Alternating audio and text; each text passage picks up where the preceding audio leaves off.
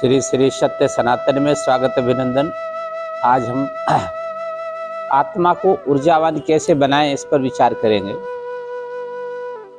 हम सब समझ जानते हैं कि हमारी आत्मा जो हमारे शरीर में निवास है, जिसके कारण हम जीवित हैं, वो परमात्मा का एक हिस्सा है। वो परमात्मा ही है, अंदर है, लेकिन वो इतनी दुर्बल हो गई है, इतना कमजोर हो गई है कि वो अपने को पहचान नहीं कर पा रही है कि हम परमात्मा का एक हिस्सा हैं, हम परमात्मा ही हैं। अनेक प्रकार के दुर्गुण कहिए या विकारों के कारण आत्मा इतनी कमजोर होती गई कि बिल्कुल वो दबी कुचली जैसी हो गई।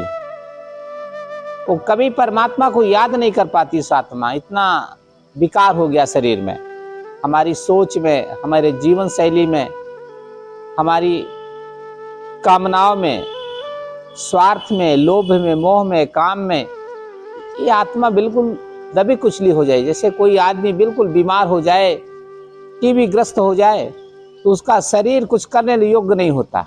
वैसे ही हमारे अंदर आत्मा जो छिपी है, विद्यमान है, वो इतनी कमजोर है कि वो बिल्कुल कुछ करने की स्थिति में नहीं है। उसको कैसे बलवान बनाएं, कैसे शक्तिशाली बनाएं। हम सब जानते हैं परमात्मा कितना शक्तिशाली है। ये संसार जो भी चलता है उसी के नियम, उसी की इच्छा के हिसाब से चलता है। इतना सुप्रीम पावर है वो, जो चाहता वही होता है। जिसने जिसके भाग्य में लिख दिया है वही होगा। राई घटे न तिल बढ़े। तो विधि का विधान जो लिख गया है वो बिल्कुल यथावत होता है। इतना सुप्रीम पावर, इतना ताकतवर है, लेकिन हम उसी का अंश हैं। हम इतने कमजोर हो गए कि हम अपनी रक्षा भी नहीं कर पाते, अपना कल्याण भी नहीं कर पाते, हम अपने स्वास्थ्य की भी रक्षा नहीं कर पाते। इतनी हमारी आत्मा दुर्बल है, कमजोर है, निरीह है जैसी। और इसी शरीर में रह करके वो आत्मा समाप्त हो जाती है और निकल कर परमात्मा में फिर चली जाती है। हमारे जीवन कितना सबल बने, शक्तिशाली बने, ताकतवर बने, जिससे हमारी आत्मा हमें अब भास कराए कि हम ईश्वर की ही अंश हैं। जब हम ईश्वर के अंश ही अपने को मान लेते हैं तो हमारा कोई क्षरण नहीं कर सकता, हमारा नुकसान नहीं कर सकता।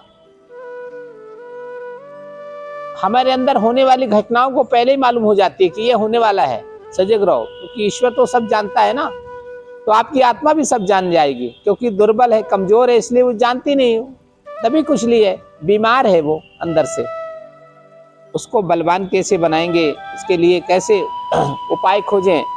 तो एक उपाय है, जो राम नाम का जाप करे, भगवत का नाम का जाप करे, उससे आत्मा आपकी मजबूत हो जाएगी।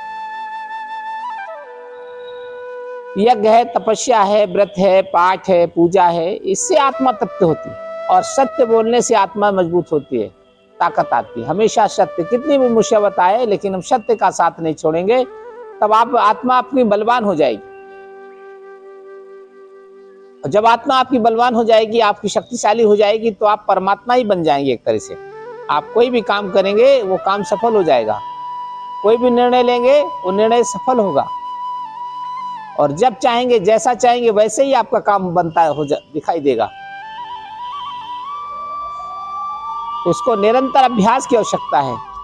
उसका आहार सत्य है, धर्म है, पारायण है, पूजा है, भगवान का नाम है, संकीर्तन है, भजन है।